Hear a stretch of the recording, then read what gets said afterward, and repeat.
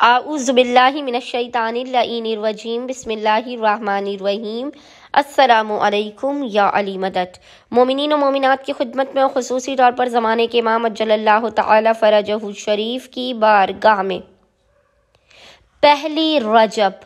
آمد امام محمد باقر علیہ السلام کی بے پناہ مبارکباد پیش کرتے ہیں۔ آج مومنین کی خدمت میں امام محمد باقر علیہ السلام کی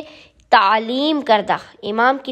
کردہ 2 رکعت نماز حاجت کا مجرب ترین وظیفہ عمل لے کر آئے ہیں۔ امام خود کہتے ہیں کہ اگر کسی بندہ مومن یا مومنہ کو کوئی حاجت درپیش ہو تو وہ اس نماز کو پڑھے، کوئی بہت بڑی مشکل ہو اس نماز کو پڑھے اور خداوند متعال کی بارگاہ سے اپنے حاجات کو طلب کرے، اپنی مشکلات کے خاتمے کی دعا کرے۔ کیا کہنا اس نماز حاجت کا کہ امام پنجم کی تعلیم کردہ ہے۔ مومنین خصوصی طور پر پہلی رجب والے دن، آمد امام محمد باقر علیہ السلام کے دن اور آمد امام محمد باقر کی شب میں اس نماز حاجت کو لازمی پڑھیں۔ 5 منٹ سے بھی کم کی یہ نماز حاجت اور اس کے بعد یہ مختصر ترین دعا آپ کی بگڑی ہوئی قسمتوں کو بنا دے گی۔ ہر حاجت صدقہ امام محمد باقر علیہ السلام آپ کو عطا کی جائے گی اور ہر مشکل آپ کی ٹال دی جائے گی۔ وہ مومنین جو رزق و روزی کی وجہ سے پریشان حال ہیں وہ تو اس نماز حاجت کو لازماً پڑھیں۔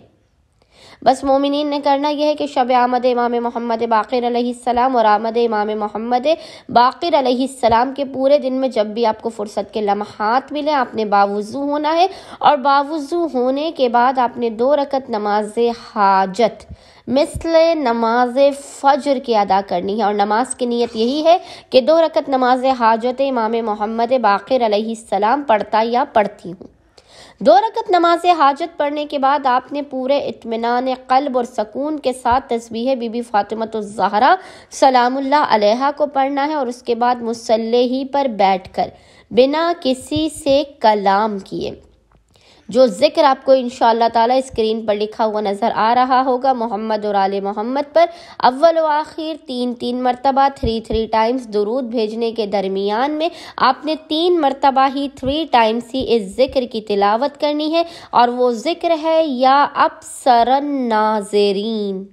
ویا اسمع السامعین ویا اسرع الحاسبین اقض حاجتی۔ اس ذکر کی آپ نے 3 مرتبہ تلاوت کرنے کے بعد پیشانی کو سجدے گاہ پر رکھ کر خداوند متعال کو حق امام محمد باقر علیہ السلام کا واسطہ دے کر اپنی حاجات کو طلب کرنا ہے، مشکلات کے خاتمے کے، رزق میں برکت کی، نصیب و مقدر کے جگمگانے کی دعا کرنی ہے۔ انشاءاللہ تعالی خداوند متعال آمد امام محمد باقر علیہ السلام کے صدقے میں مومنین کی ہر حاجات کو انہیں عطا کر دے گا۔ اللہم صلی علی محمد و آل محمد وعجل فرجہم اجمعین۔